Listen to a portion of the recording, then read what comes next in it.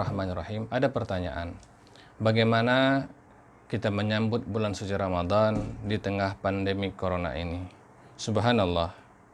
Memang bulan suci Ramadan kali ini tahun 1441 Hijriah mungkin salah satu Ramadan yang paling memilukan bagi kita. Karena kita tidak bisa menyambut bulan suci Ramadan dengan penuh kemeriahan, dengan kegiatan-kegiatan yang sifatnya ramai, masif, sehingga rasa-rasanya keistimewaan bulan suci Ramadan di tengah masyarakat itu hilang begitu saja. Tetapi sesungguhnya yang kita lakukan sungguh telah memenuhi perintah Allah Subhanahu wa taala, atiullah wa atiur rasul wa ulil amri minkum. Taati perintah Allah, perintah Rasulullah, dan perintah dari ulil amri yaitu al-ulama wal umara. Maka kita tetap melaksanakan ibadah kita di bulan suci Ramadan sebagaimana yang telah diarahkan oleh pemerintah. Oleh karena itu, saya ingin membagikan beberapa tips ibadah yang mesti kita jaga selama bulan suci Ramadan agar kita tidak kehilangan momen dari Ramadan yang penuh dengan keberkahan dan keampunan. Sahabatku, kegiatan apa saja yang bisa kita lakukan di bulan suci Ramadan? Yang pertama, puasa itu sesungguhnya artinya adalah menahan diri kita, menahan nafsu kita, dan dengan diadakannya pembatasan sosial ini tentunya kita lebih banyak di rumah. Secara hikmah, kita mungkin dapat melihat hikmah dari Ramadan ini bahwa dengan kita lebih banyak berada di rumah, tentu pandangan mata kita ini menjadi lebih terjaga. Lisan kita menjadi lebih terjaga, tidak ada yang ingin kita ceritakan kepada orang lain.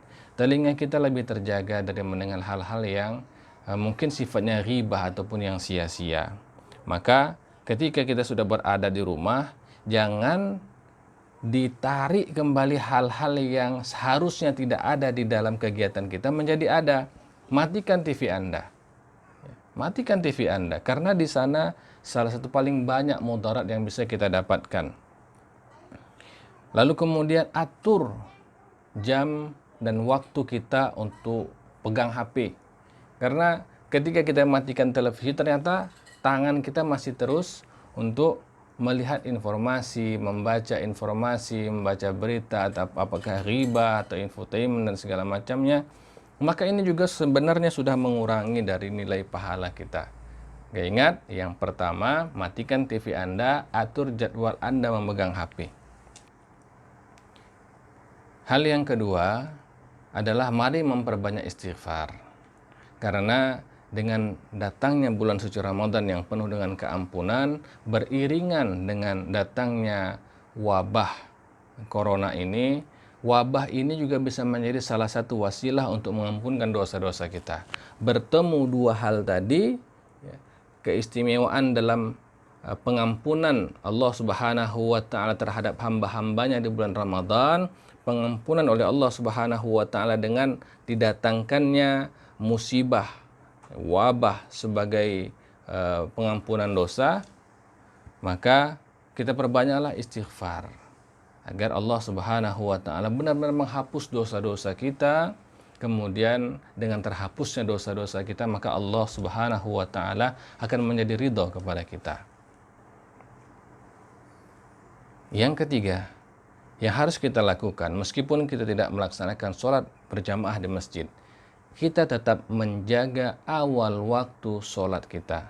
Subuh tetap kita bangun di awal waktu, zuhur tetap kita kerjakan di awal waktu, asar, maghrib, isya. Mudah-mudahan kita tetap mendapatkan pahala seolah-olah kita selalu melaksanakan ibadah sholat kita berjamaah di masjid. Karena orang-orang yang telah terbiasa melaksanakan ibadah, lalu kemudian ia terhalang karena sakit, karena musibah, karena bencana, maka tetap dituliskan pahala untuk dia sebagaimana yang biasa ia lakukan.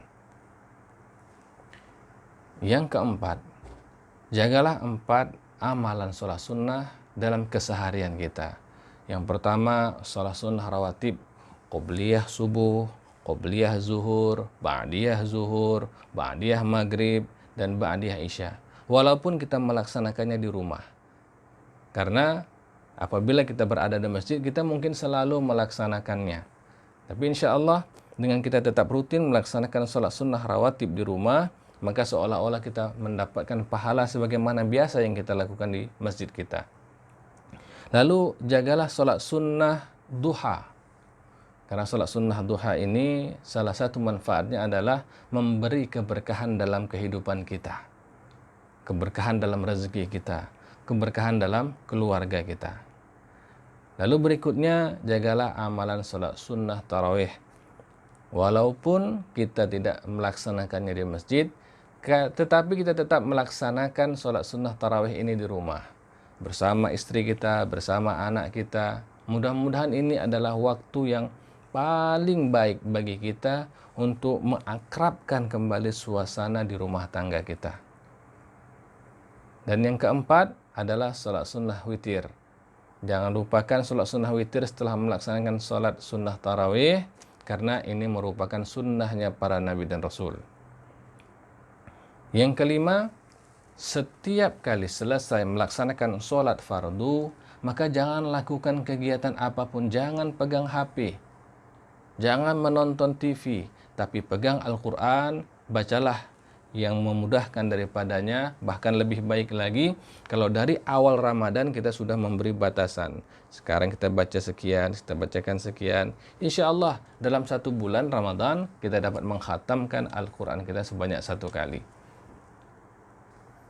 Yang keenam, menjelang waktu istirahat kita, isi kegiatan kita dengan mendengar majelis-majelis ilmu, baik itu di radio ataupun YouTube. Ya, sudah banyak ceramah para ustadz-ustadz, manfaatkan waktu itu juga untuk terus menambah ilmu. Karena kita sangat membutuhkan panduan ilmu agar ibadah yang kita lakukan menjadi amal ibadah yang sahih, amal ibadah yang benar, yang diterima oleh Allah Subhanahu wa taala. Dan yang ketujuh, berbukalah dengan bukaan yang sederhana. Ekonomi kita lagi sulit.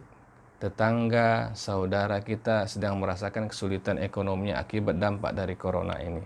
Maka kita ambil hikmah Ramadan, bahwa intisari dari hikmah Ramadan adalah ikut merasakan penderitaan orang-orang yang lapar. Maka kita berbukalah dengan bukaan yang sederhana. 1-2 macam bukaan sudah cukup. Jangan lagi kita mubazir dengan berbagai hidangan seolah-olah kita tak pernah berpuasa sebelumnya. Mudah-mudahan hal ini dapat bermanfaat untuk kita semua, dapat menjadi amalan yang kita lakukan di bulan Ramadan, dan kita tidak ketinggalan hikmah yang luar biasa dari bulan suci Ramadan. Amin ya rabbal alamin. Selamat beribadah puasa. Taqabbalallahu minna wa minkum.